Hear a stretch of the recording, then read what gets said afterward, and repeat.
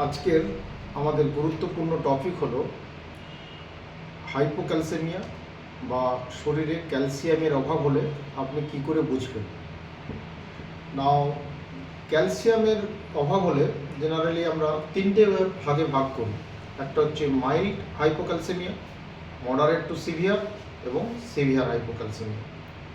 Generally যাদের কিছুটা ক্যালসিয়ামের ঘাটতি থাকে, mild hypocalcaemia, patient generally asymptomatic হয়।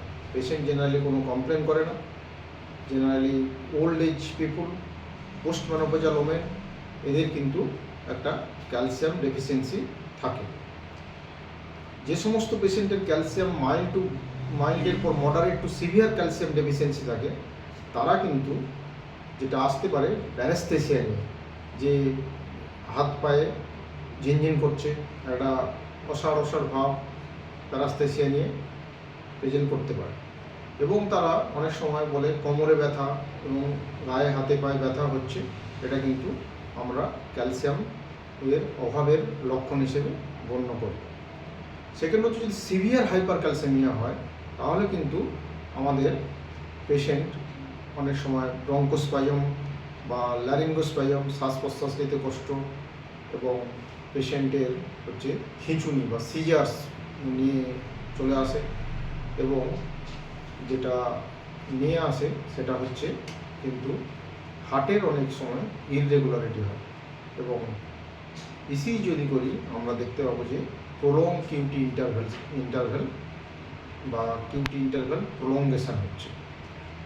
ব্রঙ্কোস্পাজম কিন্তু হাইপোক্যালসেমিয়ার ভেরি ডেঞ্জারাস সাইন, এবং পেশেন্টকে যদি ইমিডিয়েট মেডিকেল এমার্জেন্সি ট্রিটমেন্ট না করি, তাহলে কিন্তু পেশেন্টের মৃত্যু পর্যন্ত হতে পারে। এবার আমরা দুটো সাইনের কথা বলবো, যেটা দেখে আমরা সিভিয়ার হাইপোক্যালসেমিয়া হয়েছে কিনা ডায়াগনোসিস করতে পারি। একটা হচ্ছে ভোস্টেক সাইন্স কি, যদি আমরা ঠিক কানের সামনের দিকে ঠিক এই পয়েন্টে যদি আমরা ফেসিয়াল নার্ভে ট্যাপিং করি, তাহলে দেখা যাবে যে পেরিওরাল যে মাসেলস আছে, পেরিওরাল মাসেলের হচ্ছে কন্ট্রাকশন হবে, এবং পেরিওরাল মাসেলসের নামনেস পেশেন্ট কমপ্লেন করে। এইটাকে বলে ভোস্টেক সাইন বা Chvostek signs. Another sign is Trousseau's sign. Trousseau's সাইনে কী হয়, যদি আমরা পেশেন্টের বিপি কার্ভ, সিস্টোলিক ব্লাড প্রেশারের চেয়ে 20 মিলিমিটার উপর পর্যন্ত তুলে দেয়, তাহলে দেখা যায় এটা হচ্ছে কার্পাল স্প্যাজম, হাত ঠিক বেঁকে যাচ্ছে। এইসব যদি ক্ষেত্রে কিন্তু এটা মেডিকেল এমার্জেন্সি বা সিভিয়ার হাইপোক্যালসেমিয়া আমরা ডায়াগনোসিস করি। এবার যখন ক্যালসিয়াম কমে যায়, তখন আমাদের পেশেন্টের কী করে ডায়াগনোসিস করি। ডায়াগনোসিস আমরা দুটোভাবে করতে পারি। এক হচ্ছে সিম্পল প্যারাথাইরয়েড হরমোন এস্টিমেশন এবং serum calcium estimation. Serum calcium এবং প্যারাথাইরয়েড এস্টিমেশনের পরে আমরা যেটা করি, পেশেন্টের যদি এলএফটি পুরো করতে পারি ভালো হয়, নাহলে অ্যালবুমিন এবং ম্যাগনেসিয়াম। কারণ অ্যালবুমিন যদি কম থাকে, তাহলে কারণ আমাদের ব্লাডের হচ্ছে আয়নাইজড ক্যালসিয়ামটা দেখতে হয়, যেটা আমাদের দেহের বিভিন্ন রকম কাজকর্ম করে থাকে। যদি সিভিয়ার হাইপোক্যালসেমিয়া হয়, তখন আমরা ট্রিটমেন্ট করি, যেটা হচ্ছে ক্যালসিয়াম গ্লুকোনেট ইঞ্জেকশন দিয়ে।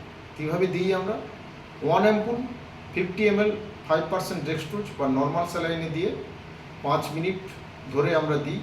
যদি দেখা যায় পেশেন্টের যে সিভিয়ার হাইপোক্যালসেমিয়ার ফিচার্স, খিঁচুনি বা টিটেনি, এইসব ফিচার্স চলে গেছে, তাহলে কিন্তু আমরা ক্যালসিয়াম পরে ওরাল সাপ্লিমেন্ট করি।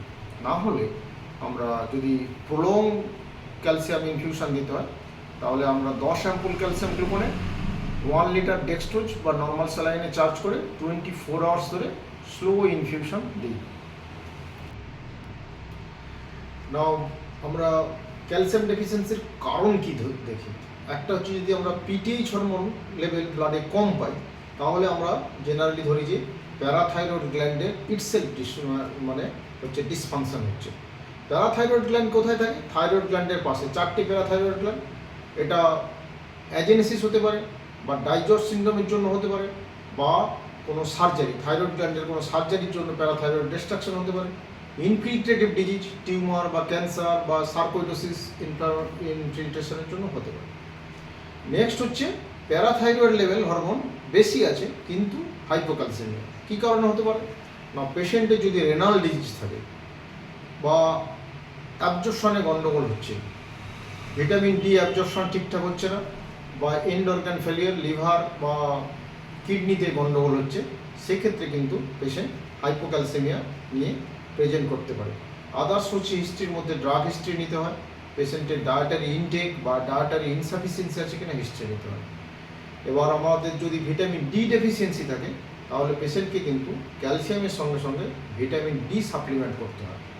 যদি এন্ড অর্গান ডিজিজ বা ক্রনিক কিডনি ডিজিজ যে টাইপ গ্রেড 4 বা গ্রেড 5 হয়, তখন কিন্তু আমাদের ক্যালসিয়ামের সঙ্গে সঙ্গে আমাদের যেটা অ্যাক্টিভ ক্যালসিয়াম বা ক্যালসিট্রায়ল, সেটা ক্যালসিয়ামের সঙ্গে সঙ্গে যেটা ভিটামিন ডির অ্যাক্টিভ ফর্ম ক্যালসিট্রায়ল বা 125 ডাইহাইড্রক্সিপলিক্যালসিওল, সেটা কিন্তু আমরা সাপ্লিমেন্ট করতে হয়। যদি দেখা যায় যে ম্যাল অ্যাবজর্পশনের জন্য ভিটামিন ডি ডেফিসিয়েন্সি হচ্ছে, তাহলে কিন্তু ভিটামিন ডি ডোজটা আমাদের বেশি দিতে হয়, প্রায় 1 লাখ ইউনিট পার ডে। আর এন্ড অর্গানের জন্য যদি ক্যালসিয়াম ডেফিসিয়েন্সি হয় তাহলে ভিটামিন ডি আমরা জেনারেলি 25 থেকে 50,000 units 2 to 3 times daily, 2 to 3 times per week for several months আমরা দিই। এবার হচ্ছে ক্যালসিয়াম সাপ্লিমেন্ট যদি আমরা আবার বেশি করে দিই তাহলে কিন্তু পেশেন্টের কিডনিতে স্টোন হতে পারে। এই জন্য আমরা ক্যালসিয়াম লেভেল বা প্যারাথাইরয়েড হরমোনের level just low normal, just নর্মালের চেয়ে একটু কম আমরা রাখি। এবার ক্যালসিয়াম সাপ্লিমেন্ট করার সময় কিন্তু ম্যাগনেসিয়াম পেশেন্টের ঠিক আছে কিনা ব্লাডে দেখা উচিত।